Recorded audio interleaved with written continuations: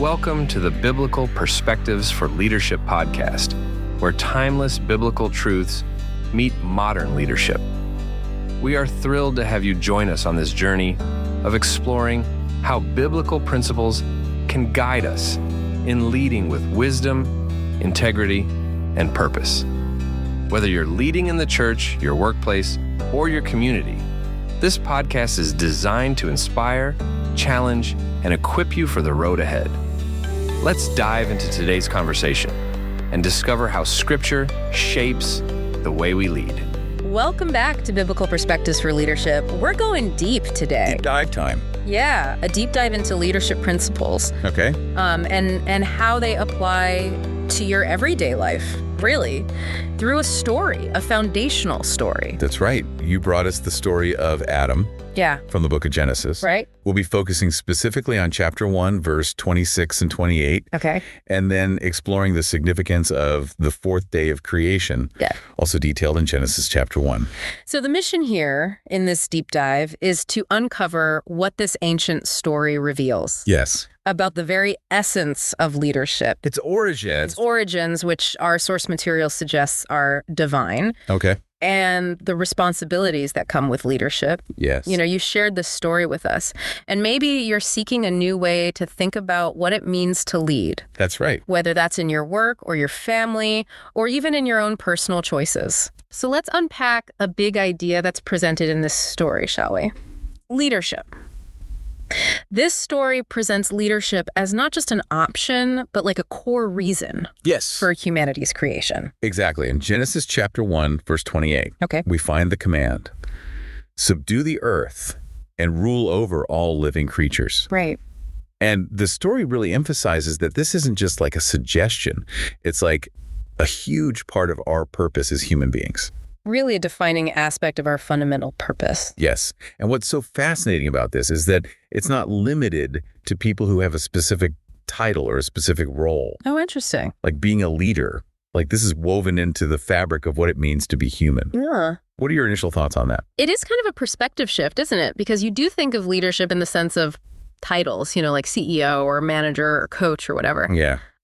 But to think about it in this much broader sense of like just our interaction with the world around us and the influence we have, whether we realize it or not, and the responsibility that we have towards the environment, towards other people. Yes. And even towards ourselves, like to lead yourself well, you know. Absolutely. That's interesting. Now, this story takes another turn when it talks about humanity being created in God's image, you know, in his likeness. And we see that in Genesis chapter 1, verse 26. And it's so important to note that immediately following that statement in Genesis chapter 1, verse 26, is this directive to rule, to lead, to govern. And let them rule over all the earth. Yes. And the story draws this connection between being created in God's image and having this call to lead. It's almost like he's giving us this gift, this ability. It is a gift. Yeah. And the story even describes it as like this breathtaking and glorious gift. Wow. So I'm curious how understanding that connection changes how you view power and authority. I mean, it really changes how I view it, because I think so often we think of power as something to be grasped, as something to be, you know, used selfishly. That's right. But to think of it as something that's actually part of our nature, that's supposed to be a reflection of God, I mean, that's huge. And so that means then we have this responsibility to steward that power well, to use it in a way that honors God. Absolutely. To mirror that higher ideal. That's right. Now, if this inherent leadership is part of our creation, does the creation story give us any clues on how we should lead? It does. That's a great point. And the material that you shared points out that the order of creation, specifically the fourth day when the sun and moon and stars were created, that's kind of like an inspiring model. Oh, that's interesting. For leadership. Okay. And it highlights that God first uses the verb to rule or to lead in the context of the celestial bodies governing the day and the night. Right, right. And that appears in Genesis chapter 1, verses 14 through 19. detailing that creation on the fourth day. Okay. And it's significant that he introduces this concept of leadership there, even before Adam shows up on the scene and is given his mandate. Yeah. And so what the story emphasizes is that the sun's leadership is characterized by giving light, heat, and guidance, enabling life to flourish. Okay. And these celestial lighters are even presented as heavenly servants. Wow. So I'm curious what parallels you see between that and effective leadership in your own life.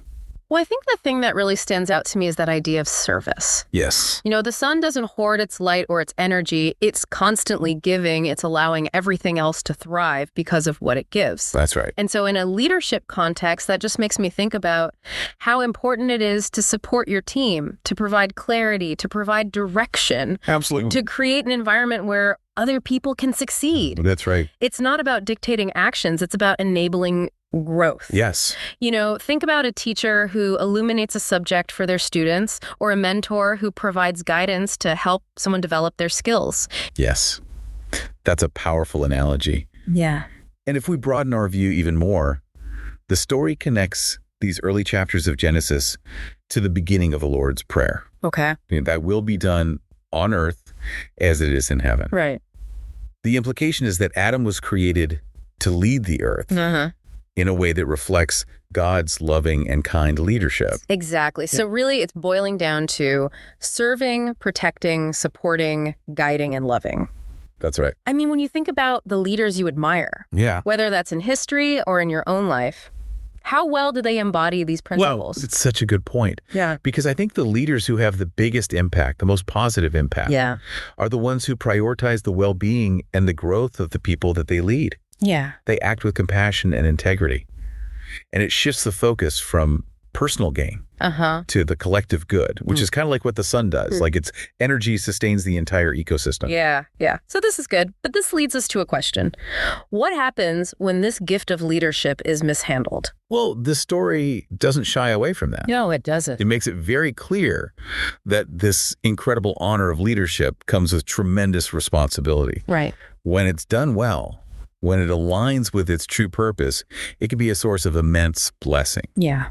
However, the story of Adam also reminds us that when it's misused, when authority is abused, the consequences can be devastating. Yes. And a lot of that comes from disobedience and the desire to kind of grasp for more power Right. outside of established boundaries. To take things into your own hands. So can you think of any examples, either from the story or from your own observations, that show this contrast? Oh, yeah. I mean, within the story itself, Adam's choice to disobey God's command Right. really marks a turning point. And the story describes the consequences that followed, which were not good. No. And then, even in our own world, we see this happen all the time when leaders prioritize their own ego, their own ambition over the well-being of the people that they lead. It leads to, ethical breaches, broken trust, just negative outcomes all around. Yeah. Yeah. And this brings us to, I think, a very interesting point in the story. Adam loses his authority because he doesn't remain under God's authority. Yes, that's a very important point. And it's interesting because the material you shared states that to grow in authority, you actually have to put yourself under authority. That is what the story suggests, yes. It's this really interesting paradox. It's kind of counterintuitive, isn't it? It is. It is. You think to get more authority, you grab for it. Yeah, got to fight for it. You fight for it, you take it, but actually it's the opposite. It's more about surrender. It's about recognizing that there's a higher authority, whether that's God, his teachings, wise counsel from others, leaders in the community, even the systems and structures that we operate in, even if they're not perfect. Yes. We have to submit to those things. And it's in that submission that we actually learn and grow and develop the character we need. It's almost like you are gaining wisdom. Yes. By submitting, by humbling yourself. Absolutely. I don't know, it makes me think about how important it is to have a mentor. Yes. Or to be open to feedback, even when it's hard to hear. That's right. Because it's recognizing that someone else has more experience, a different perspective, and they can actually help us. Yes. And also to respect the structures and rules that are in place, even when we don't agree with them. Absolutely. Because ultimately, they are there for a reason. That's right. It's not about rebelling against everything. It's about working within the system. And it's within that framework of respect and submission that true authority is built. It's this beautiful paradox. It is. That by surrendering, we actually gain. Yeah. And we become a source of blessing and positive influence in our own sphere. Well, the story of Adam, though, it's so ancient. Yeah. It has these really profound insights for us today. about the very nature of leadership. It's presenting leadership not as a human invention, but as something that's deeply connected to our creation. That's right. And to our very purpose. Why we're here. Yeah, it's a gift. Yes. But it comes with responsibility, and it finds its truest expression in service. Absolutely. And in reflecting that higher standard that God has set for us. It's about reflecting God's love and character to the world. So we've done a deep dive into this story, and I hope it's giving you a fresh perspective on your own capacity for leadership, not just in the big moments, but in all the little interactions and decisions you make each day. I think the story really prompts us to ask ourselves, how can we actively put ourselves under appropriate authorities in our lives? Right. And how can we learn and grow within those frameworks to cultivate true authority so that we can be a blessing to others? That's a good question, a question worth thinking about. And if you're interested in learning more about this, the material that we referenced actually mentioned that there's a more extensive exploration available. Oh. So maybe that's something that you'd like to check out. Yeah, that's a great resource. So as you continue to explore your own understanding of leadership, I think this story is a great place to start. It is. And to keep coming back to. Absolutely. It's a timeless story with timeless principles. Thank you for joining us on the Biblical Perspectives for Leadership podcast. I hope today's insights have encouraged and equipped you to lead with faith, wisdom, and purpose. Remember, the greatest leader of all time taught us that true leadership is about serving others. If you enjoyed this episode and podcast, be sure to subscribe, share it with others, and leave a review. It helps us reach more people with these transformative truths. Until next time, keep leading with grace and walking in purpose.